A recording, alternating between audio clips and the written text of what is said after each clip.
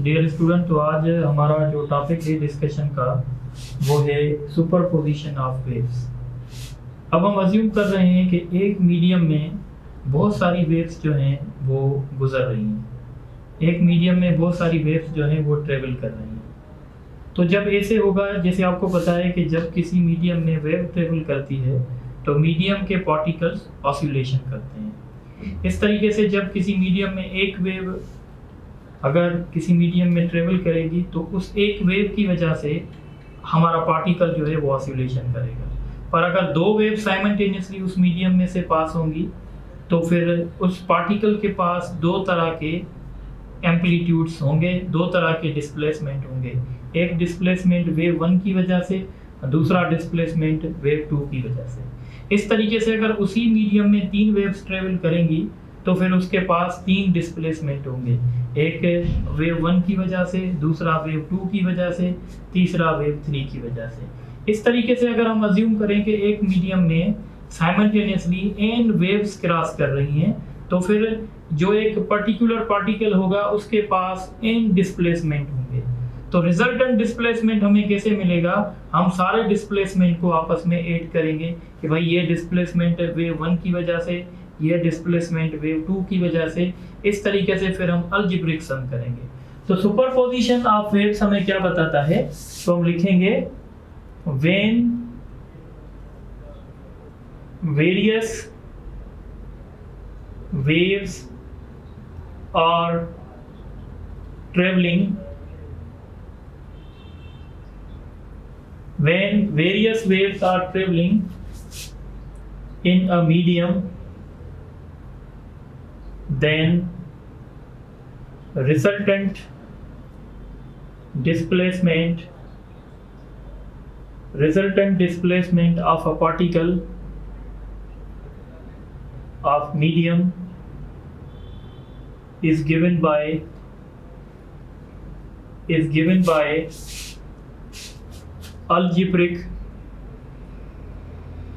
algebraic sum of individual displacement। ठीक है, when various waves are traveling in a medium, then resultant displacement of a particle of a medium is given by algebraic sum of individual displacement। तो इस तरीके से अगर आप assume करें ये एक मीडियम है और इस मीडियम का ये एक पार्टिकल है। अब इस पार्टिकल का जो डिस्प्लेसमेंट होगा, सपोज करो अगर इसमें एक वेव ट्रेवल कर रही है, ये वाली वेव ट्रेवल कर रही है, और सपोज करें इसमें दूसरी वेव भी ट्रेवल कर रही है, इसी के साथ एक तीसरी वेव भी जा रही है, तो फिर जो रिजल्टेंट हम देंगे ना, जो हम रिजल्टेंट डिस्प्लेसमेंट किसी भी पार्टिकल का देंगे वो अलजेब्रिक सम से देंगे, यानी y = y1 + y2 + y3 + yn। और इसका मतलब है y1 का मतलब है displacement due to wave number 1, displacement of particle due to wave number 2। इस तरीके से हम देंगे और इस स्टडी को हम कहते हैं सुपरपोजिशन ऑफ वेव्स या लॉ ऑफ सुपरपोजिशन। यानी लॉ ऑफ सुपरपोजिशन ये है कि अगर किसी मीडियम में, सपोज कर लेते हैं दो वेव्स अगर किसी मीडियम में ट्रेवल करेंगी तो जो रिजल्टेंट वेव बनेगी, यानी जो रिजल्टेंट हमारा पार्टिकल का डिस्प्लेसमेंट बनेगा, दोनों का अलजेब्रिक सम होगा। अच्छा, अगर हम दो वेव्स आपस में ट्रेवल कर रही हैं, सपोज करें फॉर 2 वेव्स, अगर दो वेव्स ट्रेवल करेंगी तो फिर हम देंगे y1 + y2। इस तरीके से हम देंगे। ठीक है, अब सुपरपोजिशन से हम बहुत सारी फेनोमिना को देख सकते हैं। सुपरपोजिशन की वजह से इंटरफेरेंस भी होती है, इंटरफेरेंस फेनोमेना भी हो सकता है। सबसे पहले हम देखेंगे इंटरफेरेंस। देखें, सुपरपोजिशन की वजह से इंटरफेरेंस भी हो सकती है। इंटरफेरेंस तब होती है, interference basically superposition of waves होती हैं, पर वो वेव्स जिनका एम्पलीट्यूड सेम हो, जिनकी फ्रीक्वेंसी सेम हो और जो सेम मीडियम में ट्रेवल कर रहे हों सेम डायरेक्शन में। अगर एसी वेव्स, दो ऐसी हमारे पास वेव्स हैं जो एक ही मीडियम में ट्रेवल कर रही हैं और उनकी फ्रीक्वेंसी भी सेम है, उनका एम्पलीट्यूड भी सेम है, तो हम कहेंगे वो आपस में इंटरफेरेंस करेंगे। ठीक है। सो इंटरफेरेंस कब होंगी? When two waves having same frequency travelling in same medium traveling in same medium in same direction, when two waves having same frequency traveling in same medium in same direction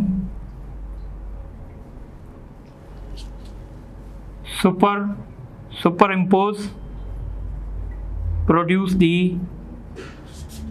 interference। यानी दो waves इस तरह की हों जो, अगर आप ये देखें, सपोज करें ये एक मीडियम है, इसमें एक वेव ऐसे जा रही है और इसी मीडियम में ये दूसरी वेव ऐसे जा रही है, तो ये दो वेव सेम डायरेक्शन में जा रही हैं, इनकी फ्रीक्वेंसी भी सेम है, इनका एम्पलीट्यूड भी सेम है, तो ये इंटरफेरेंस कर सकती हैं। अब इंटरफेरेंस जब ये करेंगी तो इस इंटरफेरेंस के दो टाइप्स होंगे। एक को हम कहेंगे कि भाई कंस्ट्रक्टिव इंटरफेरेंस, ठीक है, और एक को हम कहेंगे डिस्ट्रक्टिव इंटरफेरेंस। देखें, थोड़ी सी आपको बात ये समझनी पड़ेगी कि अगर आप इंटरफेरेंस देखना चाहते हैं दो वेव्स की, तो उन दो वेव्स की फ्रीक्वेंसी भी सेम होनी चाहिए और वो सेम मीडियम में ट्रेवल भी कर रहे हों और सेम डायरेक्शन में ट्रेवल कर रहे हो। तो जब वो आपस में सुपर इम्पोज होंगे तो वहाँ से हमें इंटरफेरेंस फेनोमेना मिलेगी।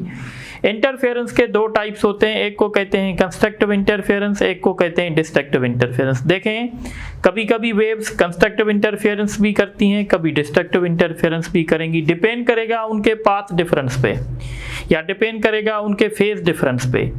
जैसे हमने लास्ट टाइम पढ़ा था या जैसे हमने शुरुआत में आपको बताया था कि अगर दो वेव्स इन फेज होंगे, अगर दो वेव्स इन फेज होंगे तो इनका मतलब होगा वो आपस में कंस्ट्रक्टिव इंटरफेरेंस करेंगे।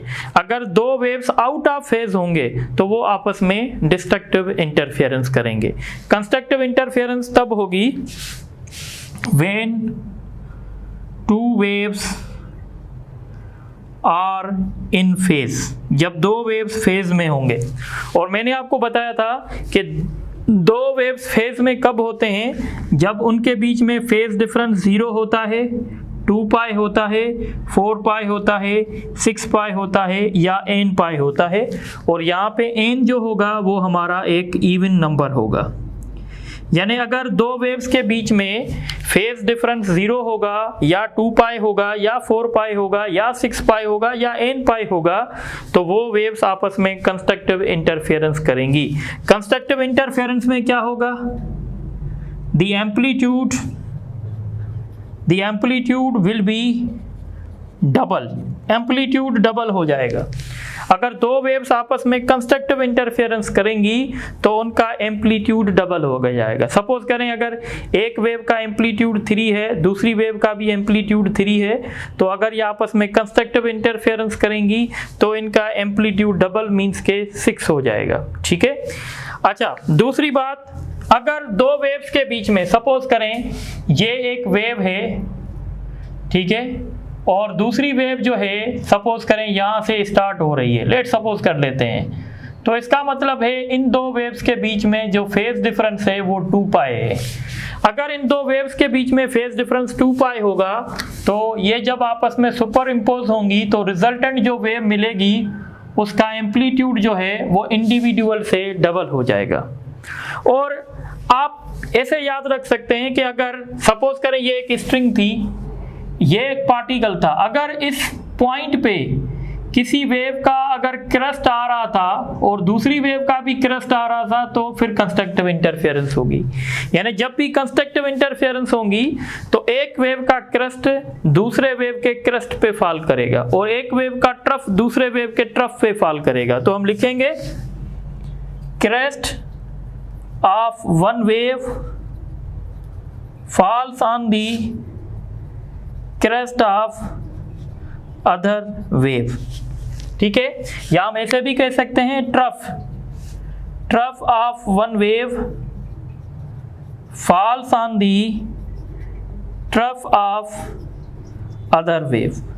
एक वेव का क्रस्ट दूसरे वेव के क्रस्ट पे फॉल करे, या एक वेव का ट्रफ दूसरे वेव के ट्रफ पे फॉल करे। जैसे ये देखें, अगर यहाँ पे जो पार्टिकल होगा तो यहाँ पे इस पार्टिकल पे इस वेव का, ये वेव नंबर 1 है, वेव नंबर 1 का क्रस्ट आ रहा है, और वेव नंबर 2 का भी इसी पॉइंट पे क्रस्ट आ रहा है, सॉरी वेव नंबर 1 का यहाँ पे ट्रफ आ रहा है और वेव नंबर 2 का भी यहाँ पे ट्रफ आ रहा है। तो हम कहेंगे ये आपस में कंस्ट्रक्टिव इंटरफेरेंस करेंगे।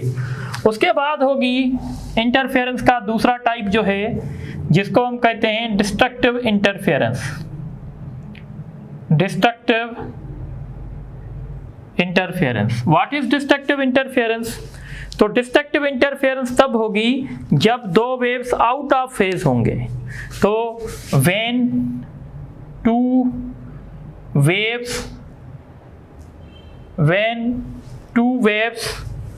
आर आउट ऑफ फेज, और आउट ऑफ फेज का मतलब है, जैसे मैंने बेसिक लेक्चर में बताया था कि हम आउट ऑफ फेज तब कहते हैं जब दो वेव्स के बीच में फेज डिफरेंस होगा, पाई होगा, 3 पाई होगा, 5 पाई होगा, 7 पाई या n पाई, और n यहाँ पे ऑड नंबर होगा। ठीक है, तो इस तरीके से ये दो वेव्स आपस में डिस्ट्रक्टिव, जब डिस्ट्रक्टिव इंटरफेरेंस करेंगी तो रिजल्टेंट जो डिस्प्लेसमेंट होगा या रिजल्टेंट जो एम्पलीट्यूड होगा, resultant amplitude will be 0। Resultant amplitude 0 हो जाएगा, यानी एक जो हमारा पार्टिकल होगा एक वेव की वजह से और जो दूसरी वेव की वजह से मूवमेंट होंगी, वो दोनों एक दूसरे को कैंसिल कर देंगी। बात मेरी समझ में आ रही है? अब होगा क्या, यहाँ देखें, ये एक स्ट्रिंग है, इस स्ट्रिंग में एक वेव ऐसे आ रही है और दूसरी वेव ऐसे आ रही है। ठीक है, तो अगर आप सपोज करें, अगर ये एक वेव है और दूसरी वेव आपकी ये बनी हुई है, अगर आप इन दो वेव्स को देखेंगे तो इस पॉइंट पे, इस पार्टिकल पे एक वेव का क्रस्ट आ गया और दूसरी वेव का ट्रफ आ गया, तो इस वजह से क्रस्ट ट्रफ को जो है वो बैलेंस कर देगा और हम कहेंगे कि हमारा रिजल्टेंट एम्पलीट्यूड जो है वो 0 हो जाएगा। तो डिस्ट्रक्टिव इंटरफेरेंस में क्या होगा, crust of one wave falls on the trough of other wave. तो ये बेसिकली कॉन्सेप्ट है इंटरफेरेंस का। सो interference is simply the superposition of two waves having same frequency, same amplitude, traveling in same medium in same direction.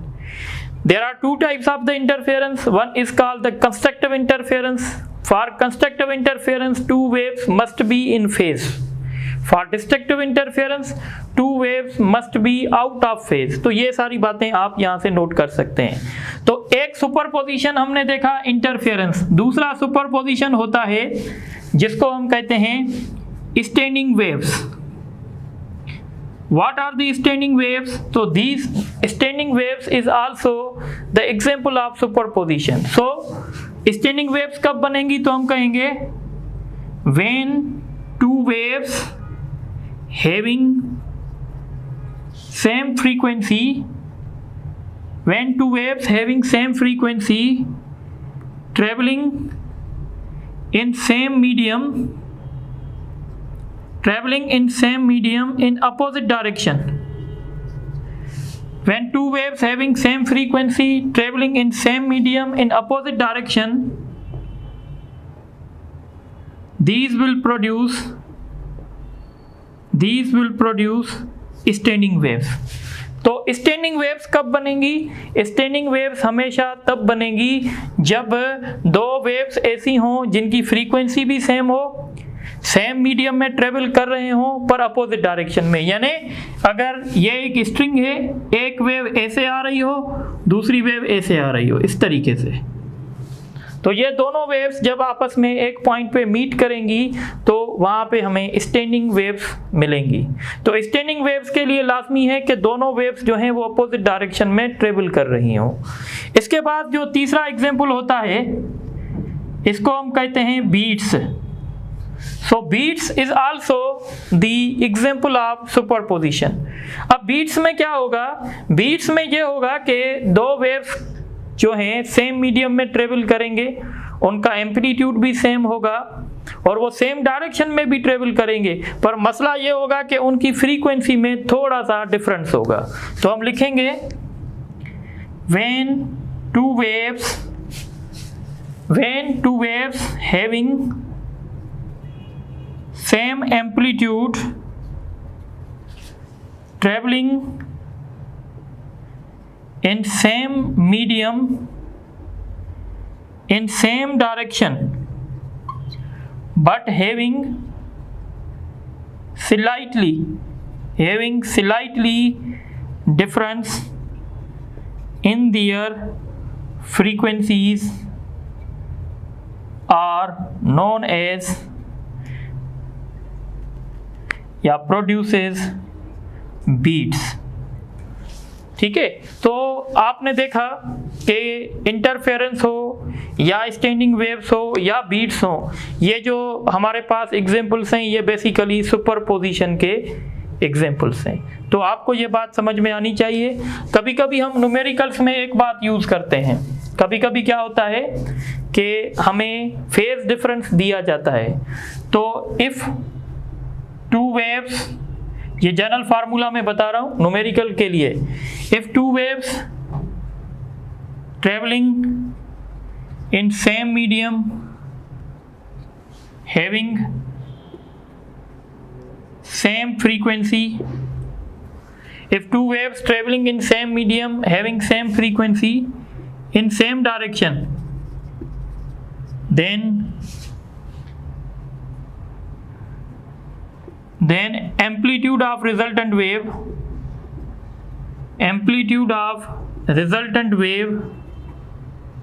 is given by, resultant wave का amplitude कैसे देंगे, तो formula याद रख लें, y1 square y2 square 2y1 y2 cos of phi क्या है, where phi is the phase difference, phi is the phase difference between two waves, दो वेव्स के बीच में फेज डिफरेंस है। ठीक है, तो इस पे भी हम कुछ न्यूमेरिकल्स करेंगे, पर पहले आप इसको नोट कर लें।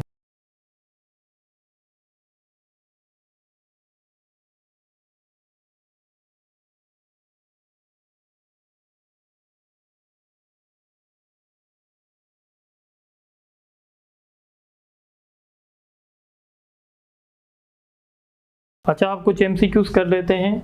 Two waves having amplitude 3 and 4 units respectively travelling in same medium in same direction, if phase difference between waves is 90 degree, find the amplitude of resultant wave. तो अभी हमने डिस्कस किया था कि रिजल्टेंट जो एम्पलीट्यूड मिलेगा वो y1 square y2 square 2y1 y2 cos phi, अगर आप 90 डिग्री रखेंगे तो ये 0 हो जाएगा। इसका मतलब होगा अब 1 का स्क्वायर करेंगे 9, सेकंड का स्क्वायर करेंगे 16, 25 होगा, इसका रूट 5 होगा। इसको आप ऐसे ही ट्रीट करें जैसे आप वेक्टर्स की सॉल्यूशन करते थे, तो ऐसे भी हो जाएगा। उसके बाद क्वेश्चन है two waves having same frequency travelling in same medium in opposite direction produce. तो जब दो वेव्स की फ्रीक्वेंसी सेम है, सेम मीडियम में ट्रेवल कर रहे हैं बल्कि अपोजिट डायरेक्शन में, तो वो स्टैंडिंग वेव्स प्रोड्यूस करते हैं, तो इसका ऑप्शन डी होगा। उसके बाद क्वेश्चन है two waves meets destructively at a point if phase difference between waves is. तो मैंने बताया था डिस्ट्रक्टिव इंटरफेरेंस के लिए जो वेव्स हैं वो आउट ऑफ फेज होनी चाहिए। आउट ऑफ फेज मतलब फेज डिफरेंस पाई होना चाहिए, 3 पाई होना चाहिए, 5 पाई, 7 पाई, यानी 8 मल्टीपल ऑफ पाई होना चाहिए, इसलिए इसका ऑप्शन सी होगा। अब हम डिस्कस करेंगे डिटेल में स्टैंडिंग वेव्स और स्टेशनरी वेव्स। ठीक है, सो स्टैंडिंग वेव्स का बैकग्राउंड आपके पास आ गया है कि स्टैंडिंग वेव्स हमेशा तब बनती हैं जब दो वेव किसी मीडियम में, सेम मीडियम में ट्रेवल कर रही हों, जिनकी फ्रीक्वेंसी सेम हो, एम्पलीट्यूड सेम हो, बल्कि वो अपोजिट डायरेक्शन में ट्रेवल कर रही हों। तो इन वेव्स को हम कहते हैं स्टैंडिंग वेव्स। स्टैंडिंग वेव्स नाम इसलिए रखा गया है क्योंकि ये वेव्स हमें स्टेशनरी नज़र आती हैं। जैसे हमारे पास ट्रेवलिंग वेव्स होती हैं, तो ट्रेवलिंग वेव्स क्या करती हैं, एक जगह से दूसरी जगह तक एनर्जी को प्रोपोगेट करती हैं, पर स्टैंडिंग वेव ऐसे नहीं करती। स्टैंडिंग वेव क्या करती हैं, एक मखसूस जगह में एनर्जी को सर्कुलेट करवाती हैं, ठीक है, इसलिए इसको स्टेशनरी वेव्स कहा जाता है। अच्छा, ये वेव्स कैसे प्रोड्यूस होंगी तो ये आपको पता चल चुका है, पर हम एक एग्जांपल देते हैं। सपोज करें ये हमारे पास कोई रिजिड सपोर्ट है और यहाँ पे हमने स्ट्रिंग को टाइट कर दिया है और अब हम इस स्ट्रिंग को जर्क कर रहे हैं। जब हम इस स्ट्रिंग को जर्क करेंगे तो एक वेव जनरेट होगी। ये वेव जब ऐसे जनरेट होगी तो यहाँ से वेव रिफ्लेक्ट होगी। जब ये वेव इस रिजिड सपोर्ट से रिफ्लेक्ट होकर बैक होगी और यहाँ से एक दूसरी इंसिडेंट वेव आएगी, तो ये जो इंसिडेंट वेव है और ये जो रिफ्लेक्टेड वेव्स हैं ये आपस में सुपर इम्पोज करेंगी। तो जब ये आपस में सुपर इम्पोज करेंगी तो हमें एक स्टैंडिंग वेव्स मिलेंगी, यानी हमें सिर्फ ये फील होगा कि ये जो हमारी स्ट्रिंग है वो अप एंड डाउन मूव कर रही है। अगर स्ट्रिंग को एक एंड से हम टाइट कर दें, दूसरी एंड से हम थोड़ा सा जर्क करें तो, और जर्क करके फिर हम अपने हाथ को स्टेशनरी कर दें, तो आपको ऐसे लगेगा कि ये स्ट्रिंग जो है अप एंड डाउन जो है वो मूव कर रही है। तो बेसिकली इस स्ट्रिंग के अंदर एक स्टैंडिंग वेव बन चुकी है। इस स्ट्रिंग के अंदर एक स्टैंडिंग वेव बन चुकी है क्योंकि ये स्टैंडिंग वेव की कंडीशंस को फुलफिल कर रही है। कैसे? स्टैंडिंग वेव हमेशा तब बनती है जब किसी भी मीडियम में दो वेव्स ट्रेवल कर रही हों। अब इस स्ट्रिंग्स में दो वेव ट्रेवल कर रही हैं, एक वेव वो जो हम जनरेट कर रहे हैं और दूसरी वेव वो जो यहाँ से रिजिड सपोर्ट से रिफ्लेक्ट हो गई है। तो जब ये दो वेव्स आपस में मीट करेंगी, सुपर इम्पोज होंगी, तो स्टैंडिंग वेव्स जो हैं प्रोड्यूस होंगी। इसीलिए हम कहते हैं, या हम ऐसे भी कर सकते हैं, इस सेम फेनोमेना को हम ऐसे भी कर सकते हैं कि हम दो एंड्स के बीच में एक स्ट्रिंग बांधें और हम इसको मिडिल से डिस्टर्ब करें। जब हम मिडिल से डिस्टर्ब करेंगे तो एक वेव जनरेट होगी और वो वेव यहाँ से रिफ्लेक्ट होगी। एक रिफ्लेक्टेड वेव होगी, एक इंसिडेंट वेव होगी, ये दोनों आपस में सुपर इम्पोज होंगी और स्टैंडिंग वेव्स बनाएंगी। और हमें यह नज़र आएगा कि हमारी स्ट्रिंग जो है वो ऐसे जो है, ठीक है, वाइब्रेशन कर रही है, अप एंड डाउन जो है वो मूव कर रही है। ठीक है, तो इस तरीके से जैसे मैंने आपको पहले भी बताया, वो दोबारा मैंने डेफिनेशन लिख ली है। When two traveling waves having same frequency, same amplitude, traveling in same medium in opposite direction produce the standing waves. तो स्टैंडिंग वेव हमेशा दो ट्रेवलिंग वेव से ही जो है वो बनती हैं। अच्छा, आप यहाँ देखें, अगर आप ये स्ट्रिंग जो हमारे पास है, अगर आप इसको मिडिल से डिस्टर्ब करेंगे, अगर आप इसको पल्क करके ऊपर ले जाएंगे तो यहाँ से एक वेव जनरेट होगी और वो वेव ऐसे ट्रेवल करेगी। जब ये वेव यहाँ से रिफ्लेक्ट होगी और एक वेव यहाँ से भी रिफ्लेक्ट करेगी, तो ये दोनों वेव्स फिर अपोजिट डायरेक्शन में मूव करेंगी और अपोजिट डायरेक्शन में ट्रेवल करके ये दोबारा आपस में सुपर इम्पोज होंगी, तो ये स्टैंडिंग वेव्स बनाएंगी। और उस स्टैंडिंग वेव्स की वजह से हमें ये नज़र आएगा कि ये जो हमारी स्ट्रिंग है ये अप एंड डाउन जो है वो मूव करेगी और हम इस वेव को कहेंगे कि ये स्टैंडिंग वेव है। अच्छा, स्टैंडिंग वेव जब बनती है तो स्टैंडिंग वेव में एक जगह ऐसी होती है जहाँ पे एम्पलीट्यूड 0 होता है और एक जगह ऐसी होती है जहाँ पे डिस्प्लेसमेंट मैक्सिमम होता है। तो ये वो जगह है जहाँ पे डिस्प्लेसमेंट जो है वो 0 है, इस जगह को कहते हैं नोड। और ये एक ऐसी जगह है जहाँ पे डिस्प्लेसमेंट जो है वो मैक्सिमम है, तो इसको हम कहते हैं एंटी नोड। ठीक है, जैसे आपने पढ़ा था कि ट्रेवलिंग वेव जो होती है उस ट्रेवलिंग वेव में क्रस्ट और ट्रफ बन रहा था, पर स्टैंडिंग वेव में क्रस्ट और ट्रफ नहीं बनता। स्टैंडिंग वेव में नोड और एंटी नोड बनता है। तो नोड क्या है? What is node? It is a point where displacement is 0। Node हमेशा फिक्स पॉइंट होती है। जो भी फिक्स पॉइंट होगी ना, सपोज करो आपने स्ट्रिंग को यहाँ पे और यहाँ पे टाइट कर दिया है, तो जो भी आपकी फिक्स पॉइंट होगी वो हमेशा नोड का रोल प्ले करेगी। सो इट इज, या फिक्स पॉइंट ऐसे भी लिख सकते हैं, fixed point is always x, fixed point is always x as node। अच्छा, दूसरी पॉइंट ये याद रखिएगा कि जो नोड होता है ना, वहां पे प्रेशर सबसे ज्यादा होता है। जब आप इस स्ट्रिंग को जर्क देंगे या यहां से पल्क करेंगे तो यहां से वेव रिफ्लेक्ट होगी, तो इस पॉइंट पे प्रेशर सबसे ज्यादा होता है। So at node pressure is high. इसी तरीके से अब हम डिस्कस करेंगे anti node. What is anti node? तो हम कहते हैं it is a point where displacement is maximum. ये वो पॉइंट है जहां पे डिस्प्लेसमेंट मैक्सिमम होता है, और ये कभी भी फिक्स पॉइंट नहीं हो सकती, और यहाँ पे प्रेशर सबसे कम होता है। Pressure is very low. अब एक काम की बात सुन लें, देखें अगर आप इस शेप को सही तरीके से देखें तो आपको ये लग रहा है कि ये एक किस्म की आधी वेव बन चुकी है। तो इसलिए हम कहते हैं कि ये अगर नोड है, ये भी अगर नोड है, तो दो नोड के बीच में जो फासला होता है वो हाफ ऑफ वेवलेंथ होता है। तो इसलिए मैं पॉइंट लिख लेता हूँ, the distance between node and the distance between two consecutive nodes is lambda upon 2। इसी तरीके से दो नोड के बीच में हमेशा एक एंटी नोड होगा, तो इसलिए हम लिखेंगे the distance between node and antinode, the distance between node and antinode is lambda by 4। दो कंसेक्यूटिव नोड्स के बीच में डिस्टेंस होगा लैम्डा बाय 2, और एक नोड और एक एंटी नोड के बीच में डिस्टेंस होगा लैम्डा बाय 4। इस तरीके से अब थोड़ा सा हम डिफरेंस समझेंगे। ट्रेवलिंग वेव में और स्टैंडिंग वेव में थोड़ा सा फर्क होता है। ट्रेवलिंग वेव और इसी तरीके से हमारे पास होती है स्टैंडिंग वेव। इनमें डिफरेंस देखें क्या है। देखें, ये जो हम यहाँ पे बनाएंगे एक स्ट्रिंग जो हम फिक्स कर देंगे, ये हो गई ट्रेवलिंग, ये हो गई स्टैंडिंग वेव, और ये आप देखेंगे ये हो गई आपकी ट्रेवलिंग वेव। सबसे पहले तो डिफरेंस ये है कि ट्रेवलिंग वेव में क्रस्ट और ट्रफ होते हैं। यहाँ पे क्या होंगे? Crust and trough. और स्टैंडिंग वेव में क्या होंगे?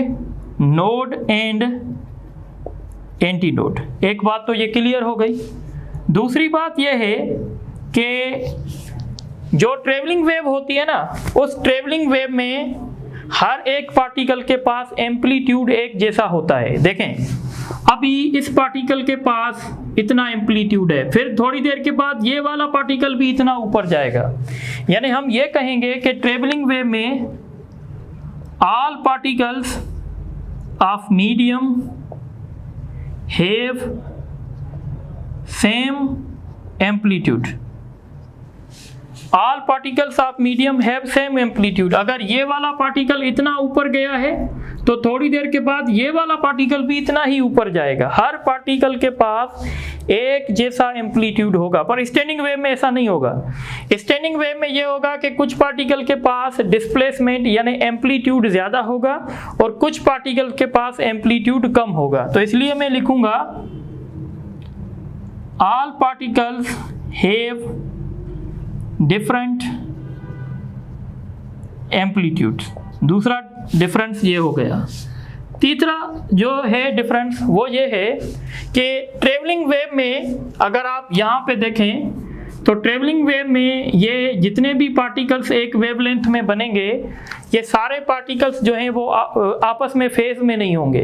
पर स्टैंडिंग वेव में सारे के सारे पार्टिकल्स जो होते हैं वो फेज में होते हैं। कहने का मतलब ये है कि अगर एक पार्टिकल ऊपर जाएगा तो सारे पार्टिकल ऊपर जाएंगे, पर ट्रेवलिंग वेव में ऐसे नहीं है। ट्रेवलिंग वेव में अगर एक पार्टिकल ऊपर जाएगा तो दूसरा पार्टिकल नीचे भी जा रहा होगा। तो इसलिए हम लिखेंगे ऑल पार्टिकल्स, ट्रेवलिंग वेव के लिए all particles are not in phase. ये सारे पार्टिकल फेज में नहीं है, और यहाँ पे हम लिखेंगे all particles are in phase, सारे पार्टिकल्स जो हैं वो यहाँ पे फेज में होंगे। और ट्रेवलिंग वेव में ये भी है, इट प्रोपोगेट एनर्जी, ये एक जगह से दूसरी जगह तक एनर्जी प्रोपोगेट करती है और ये सर्कुलेट करवाती है, it circulate energy between 2 points. तो ये जो है वो डिफरेंस है स्टैंडिंग वेव में और ट्रेवलिंग वेव में। तो आप इसको नोट करें, फिर आगे डिस्कस करते हैं।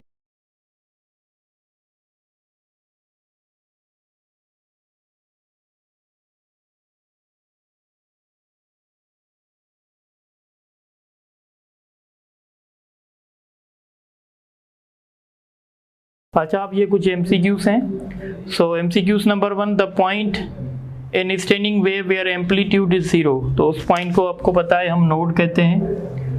The distance between 2 consecutive anti nodes, जैसे देखें जितना डिस्टेंस 2 कंज्यूकेटिव नोड्स के बीच में होगा उतना ही डिस्टेंस 2 कंज्यूकेटिव एंटी नोड्स के बीच में भी होगा, तो इसलिए हम इसको कहेंगे λ/2। अच्छा, अगर आपसे पूछें distance between node and anti node तो वो λ/4 होगा, और distance between 2 consecutive anti nodes पूछ रहे हैं तो λ/2, या डिस्टेंस बिटवीन 2 कंज्यूकेटिव नोड्स पूछ रहे हैं फिर भी λ/2 होगा। उसके बाद लास्ट क्वेश्चन आज के लेक्चर का, which of the following is correct for standing wave. Standing wave के लिए कौन सा स्टेटमेंट करेक्ट है? All particles are in phase, तो ये मैंने बताया था कि स्टैंडिंग वेव में सारे पार्टिकल फेज में होते हैं, क्योंकि स्ट्रिंग या तो ऊपर जा रही होती है या तो नीचे आ रही होती है।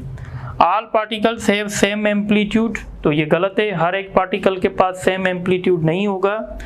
All particles have different amplitude, तो ये सही है, ऑप्शन 1 और ऑप्शन 3 सही है, इसलिए सी ऑप्शन सही है। सो इंशाल्लाह नेक्स्ट लेक्चर में हम डिस्कस करेंगे कि हम कितने मोड्स की सिंपल स्टैंडिंग वेव्स बना सकते हैं, यानी हम नेक्स्ट क्लास में डिस्कस करेंगे हार्मोनिक्स।